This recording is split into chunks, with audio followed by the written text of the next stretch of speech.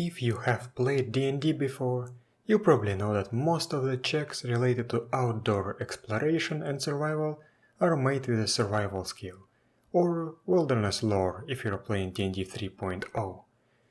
And in GURPS, it actually can be like that too. Survival is a skill that is indeed used very often. In this video, I would like to talk about the survival skill and other skills that might be useful in the wilderness. Let's open up GURPS basic set and look through the skill list. The first skill that should be of use is area knowledge. It can be rolled against to find landmarks or important sites in an area, and even can be used instead of navigation to plot the course. This is a skill that, in my opinion, must be on every single character sheet with very few exceptions. Please put at least a point into knowing your local area. Outdoors exploration doesn't always mean traveling through the forest or climbing mountains. Sometimes it requires you to navigate aquatic environments, and this is where boating will be an important skill, as it will dictate how well you operate your small vessel. For larger vessels, this is replaced with seamanship. Camouflage is not the same as stealth. In the wild, it can be used to conceal your camp or set up an ambush. And both of these applications with this easy skill can be vital. Even if you did not put any skills into it, it can default to survival -2. It is difficult to travel without a map, and many places in the wild just do not have any maps made for them. However, you can fix it by using the cartography skill. This will make future voyages in that place easier, and you probably will be able to sell your map to other explorers. Do not forget that you are likely not the only person interested in exploring the land.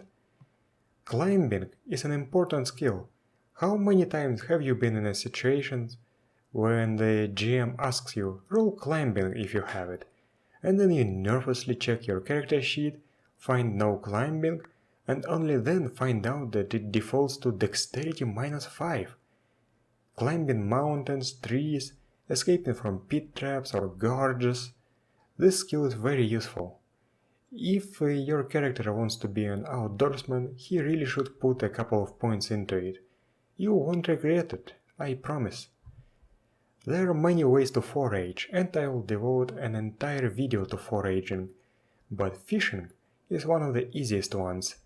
This is a perception-based, easy difficulty skill, and improvised equipment imposes merely a -2 penalty.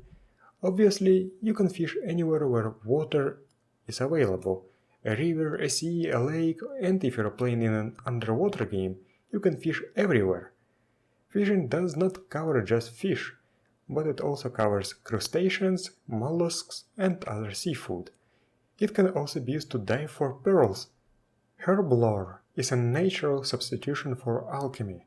While this is not a strictly necessary outdoorsman skill, if your party has a herbalist or a druid with a skill, you could benefit from all the weird plants that you might find outside.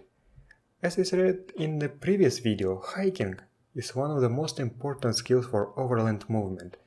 If you do not have a cart or a wagon, this is what you're going to roll against to move faster.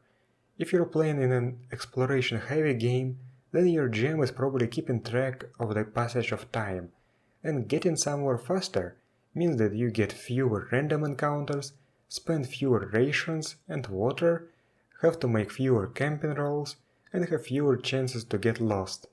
Hiking is important. For swimming characters, this is replaced with swimming. For flying characters, this is replaced with flying. And in Arctic environments, you might also replace it with skiing or skating in some situations. Meteorology, known in low TLs as weather sense, can be an important skill.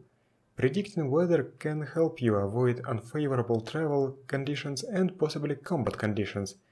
You really do not want to get caught off guard during a heavy rain at night. In fantasy games, it becomes even more important, as sometimes supernatural weather effects can be very severe. With a weather sense roll, you can avoid a rain of fire or a sandstorm that would flay you alive. GURPS basic set says it right in the description. The naturalist skill is crucial for fantasy druids and rangers. It represents practical, not scientific knowledge of everything related to nature. It is a hard skill, but it can be used instead of biology, geology, meteorology, and even poisons in some cases. Locating a cave, determining if a plant is poisonous or animal is dangerous, all that can be done with a naturalist role. You also use the skill to find suitable herbs for herblore or pharmacy herbal. And this is important too. You must specialize by planet type, but you're probably playing on an Earth-like world. However, in D&D style games, there might be specialties for other types of planets if spell jamming is a thing and for different planes of existence.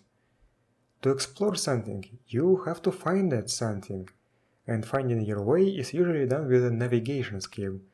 Without navigation, you can get lost and possibly stumble upon something dangerous or run out of supplies. Sure, you can still find something to explore, but that will be accidental exploration.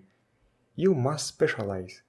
Navigation sea is used on water and underwater. Navigation land is what you're probably going to have on your character sheet, and navigation air is required if you're playing a bird or have an airship. The next skill is observation. This is useful when you're standing watch while your companions are asleep, when you are on a lookout for an ambush, or when you are playing a flank character who would like to find something interesting from a bird's eye view. It can also serve as a complementary skill role for cartography when making maps. Not everyone travels on foot, so you might need to learn the riding skill, or if you are driving a wagon or a cart, teamster. Tracking is another skill that is crucial for fantasy rangers. Unlike in D&D where track is a feat, tracking is a skill in GURPS that anyone can learn. You can use it to track game or other people, or to cover your own tracks to avoid detection, and this can be vital to your party. Finally, we have survival. This is an essential skill for any outdoorsman. Survival covers things like finding safe food and water, avoiding hazards, building shelter, etc. And you can do it for yourself and up to 10 other people. So usually you only need one character with survival in your group, but a bit of redundancy never hurts. I do not know if mounts and beasts of burden count as people for the purpose of this skill. Roll survival once per day. If you succeed, you live safely. If you fail, you inflict 2d-4 injury, not damage, to yourself and anyone in your care. This can represent food poisoning and damage from various natural hazards. You can also roll against survival to find a direction to a mountain pass, flowing water, or a similar landscape feature. Finally, you can use it to set up traps for wild animals. This is all said in the skills description, but these rules are altered if you are using GURPS Dungeon Fantasy 16 Wilderness Adventures. I will talk about them in more detail in other videos. Despite being quite broad, survival is an average difficulty skill, probably because you have to specialize by planet type and terrain type. Land dwellers may choose from Arctic, desert, island/beach, jungle, mountain, plains, swampland, and woodlands. Aquatic beings may take any of bank, deep ocean vent, freshwater lake, open ocean, reef, river/stream, saltwater sea, and tropical lagoon. Speaking of different planes, GURPS Space says that you use aquatic specialties for gas giant environments. I have always been curious about how such environments would look like. There could also be more exotic specialties. For example, Underdark sounds like an appropriate specialty for many fantasy games.